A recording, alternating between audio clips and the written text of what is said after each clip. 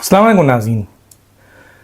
موجودہ اس وقت جو سیاسی صورتحال ہے اس میں آپ کو پتہ ہے کہ اس وقت سیاسی عدم استحکام میں عمران خان صاحب الگ ہیں، کیونکہ عمران خان صاحب اس وقت جیل میں ہیں اور بظاہر سیاسی افق میں عمران خان صاحب نظر نہیں آ رہے، اور لگتا یہ ہے کہ آئندہ بھی سیاسی افق میں عمران خان صاحب نظر نہیں آئیں گے۔ اس کی وجہ یہ ہے کہ آلریڈی ان کو 3 سال کی قید کا حکم ہے، جسے کالعدم تو کیا گیا ہے، لیکن دوسرے کیسز میں ان کو گرفتار کر لیا گیا ہے، اور لگتا یہ ہے کہ آئندہ آنے والے وقتوں میں ان کے جو مزید کیسز ہیں اس کے اوپر بھی ان کی گرفتاری ہے، اور بہت جلد، کیونکہ اب ایک بہت بڑی تبدیلی اور وہ تبدیلی ہے جوڈیشری میں، اور جوڈیشری میں آپ نے تبدیلی دیکھی ہے کہ جی جو جسٹس عطا بندیال صاحب تھے وہ اب جا چکے ہیں اور جسٹس قاضی فائز عیسیٰ آئے ہیں، جس کا آپ نے عملی نمونہ دیکھا ہے کہ جسٹس قاضی فائز عیسیٰ جیسے ہی سپریم کورٹ جوائن کرتے ہیں ایک فل کورٹ اجلاس ہوتا ہے، اور وہ بھی لائیو، اور اس میں تمام ججز بیٹھ کر مقدمات سن رہے ہوتے ہیں۔ وہاں پر کئی وکیل ایکسپوز ہوئے، ان سرکاری وکیل بھی ایکسپوز ہوئے اور جو دوسرے وکیل تھے وہ بھی ایکسپوز ہوئے کہ یہ وکیل یہ وکالت کیا کرتے ہیں اور ان کے پاس کتنی صلاحیت ہے۔ اسی طرح چند ججز بھی جو ہیں ایکسپوز ہوئے، ان کے سوالات اور ان کی کراسپونڈنس سے، یعنی ان کی کراس ٹاک سے بخوبی ایک لاء کا اسٹوڈنٹ اندازہ کر سکتا ہے یا ماہر کہ کہاں غلطیاں ہو رہی ہیں۔ تو چنانچہ ایک بہت بڑی تبدیلی اس کے ساتھ، حالانکہ وہ چاہتے تو وہ بھی ایک بینچ بنا دیتے، اور وہ ہم خیال ججز جو بندیال کے ساتھ رہے ہیں اور جنہوں نے اس عدالت کو تباہ کر دیا ہے، اور آپ کے اس عدالت کی اور ان عہدوں کی تضحیک اور تذلیل کی گئی، اور ایسے فیصلے کیے گئے اور ایسے رویے اپنائے گئے اور ایسے بینچیں بنی جس کا دنیا میں جو ہے وہ مذاق اڑایا گیا۔ تو جیسے قاضی فائز عیسیٰ نے کوئی انتقامی کارروائی کرنے کے بجائے سب کو ایک فل کورٹ کی حیثیت دی اور سب کو بٹھایا اور سب کو بولنے کا موقع دیا ایک طرف، دوسری طرف انہوں نے سارے پروٹوکول جو بلٹ پروف اور بم پروف اور پتہ نہیں کیا کیا گاڑیاں ہیں وہ سب واپس کر دی ہیں۔ امید کی جاتی ہے کہ جس قاضی فائز عیسیٰ اسی قسم کی جو ان سے ایکسپیکٹیشن ہے، قوم کا اعتماد ہے، ایک طرف وہ قانون اور آئین کی بالادستی قائم کریں، عدالت کا اعتماد عوام پر بحال کریں، ہم خیال ججز یا سپریم کورٹ میں بیٹھے ہوئے جونیئر ججز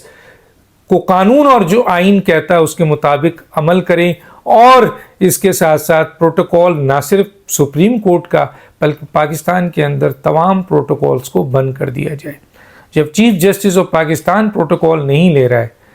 جس کے بڑے دشمن بھی ہیں، تو پھر پاکستان میں دیگر لوگ جو دشمنی کا صرف دعویٰ کرتے ہیں اور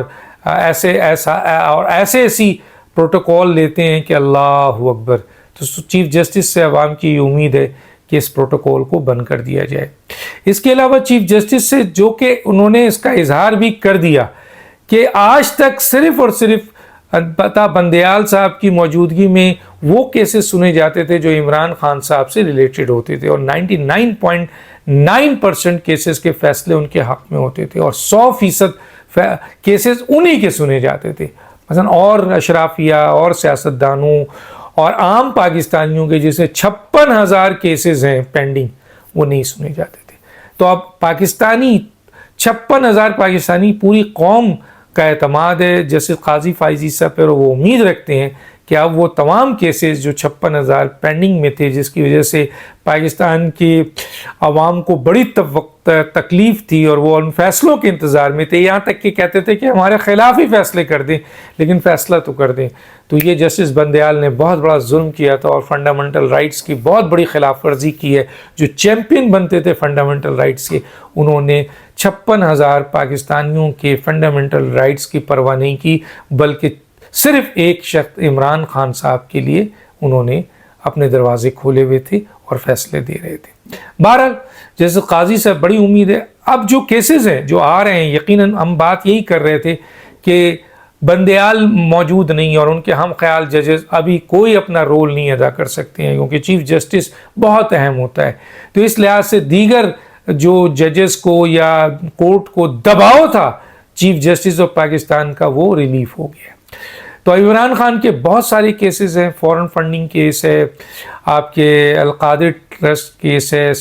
آپ کے سائفر کیس ہے، 9 مئی کا کیس ہے، اسی طرح اور بھی دوسری کرپشن کے کیسز ہیں آپ کے، جن میں ان کی اپنی نکاح کا بھی کیس ہے، توشہ خانہ کا بھی نیب کا کیس ہے، بہت سارے کیسز ہیں. تو لگتا یہ نہیں ہے کہ عمران خان سیاسی افق میں اب واپس آ سکے، کیونکہ 3 سال نہیں، اب جو مقدمات ہیں ان میں سزا 10 سال اور عمر قید کی بھی ہے، سزائے موت بھی ہے. جیسے سائفر کا کیس ہے،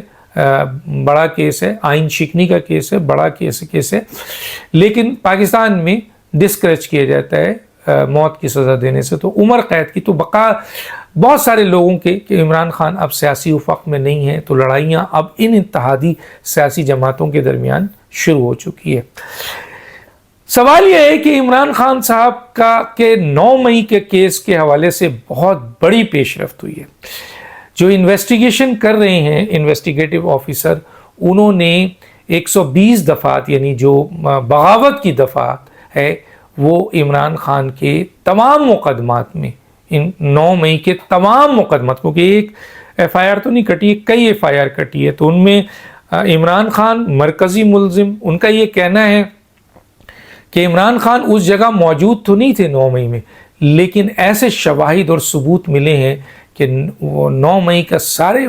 واقعات کی منصوبہ بندی عمران خان نے کی ہے. تو چنانچہ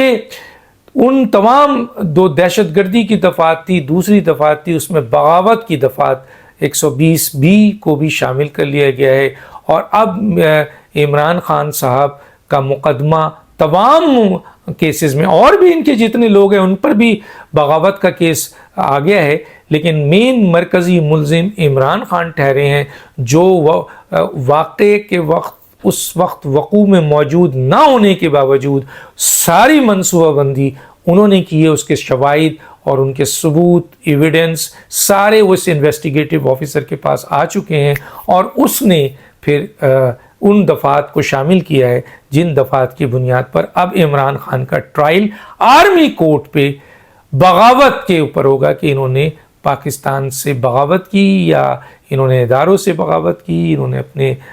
اس ملک سے بغاوت کی، اپنی حلف سے بغاوت کی، اپنے سیکرٹ آفیشیل سیکرٹ ایکٹ سے بغاوت کی. تو ساری